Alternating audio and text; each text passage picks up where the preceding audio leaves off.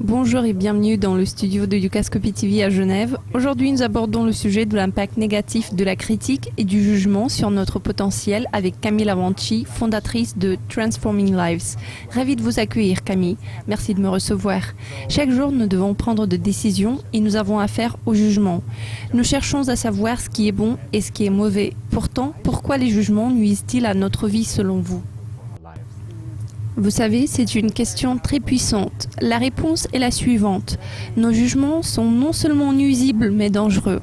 On peut l'aborder sous deux angles. Nous vivons dans un monde en évolution constante où tout se passe rapidement. Nous devons réagir immédiatement. Lorsque nous sommes dans ce mode de pilotage automatique, au lieu de réponse, nous passons à l'action et nous avons des réactions rapides, parfois trop rapides.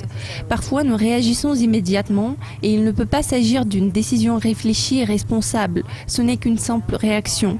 Bien évidemment, nos réactions et nos jugements spontanés ne sont pas toujours corrects. Personne n'est capable de réagir toujours comme il faut. Imaginons une situation. Quelqu'un qui va au travail devient soudain témoin d'un accident terrible et devient très émotionnel par la suite. Puis cette personne vous croise et vous dit quelque chose sous le coup d'émotion. Et vous pensez tout de suite « Oh là là » et vous portez un jugement sur ses actions. Il s'agit d'une réaction.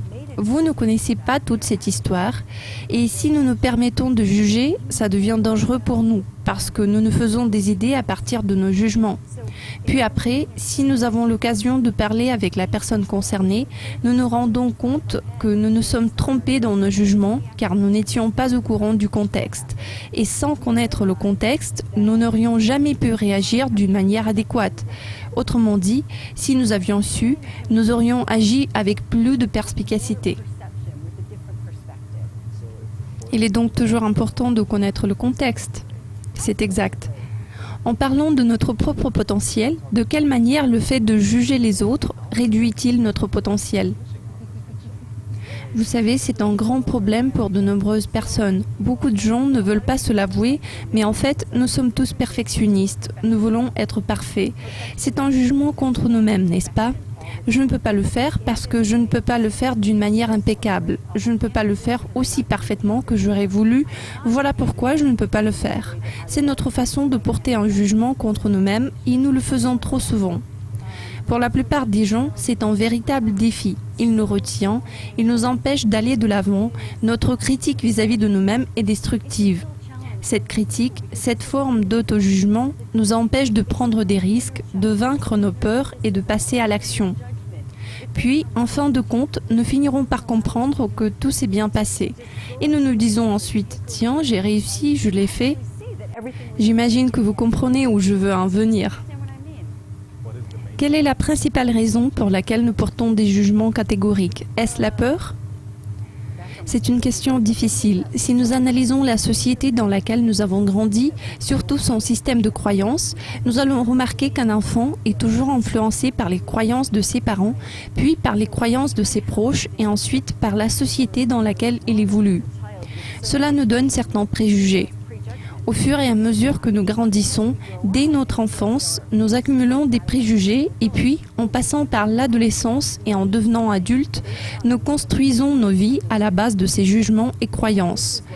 Lorsque nous entendons des phrases comme « tu ne le fais pas comme il faut »,« tu ne peux pas le faire »,« il vaut mieux que ton frère le fasse parce qu'il est plus fort », ce sont de petits messages, mais plus on en entend, plus ils se répètent dans notre vie, plus nous commençons à y croire.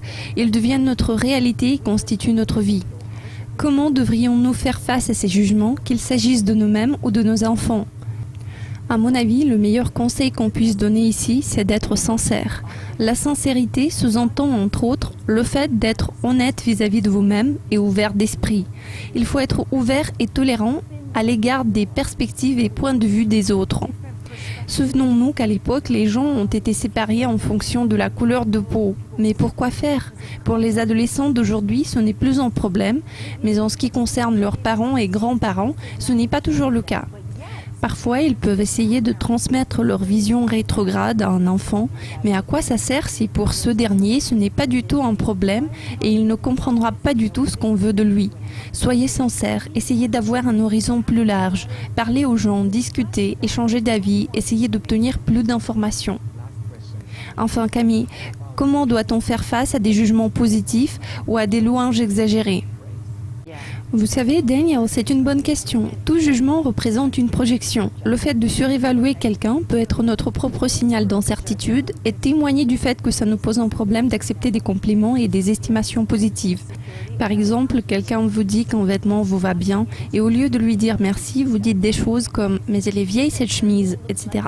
Donc ça peut signifier que la personne à laquelle vous adressez un compliment n'est pas capable de le recevoir. Cependant, cette personne peut faire plusieurs compliments aux autres.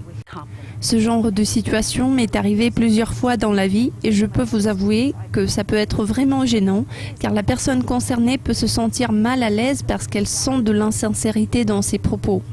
Et nous revenons une fois de plus au même concept de sincérité. La clé est d'être honnête à l'égard de vous-même ainsi qu'à l'égard des autres. Respirez, soyez naturel, soyez vous-même, permettez-vous de dire ce que vous pensez vraiment et vous allez voir que ça vaut la peine, ça importe vraiment dans la vie. Camille Avanti, merci beaucoup pour votre participation et pour cette interview dédiée aux pensées positives. Merci à vous. Merci de votre attention. Restez à l'affût de Dukascopy TV car notre équipe a beaucoup d'interviews exclusives à vous présenter. Je vous souhaite une bonne journée.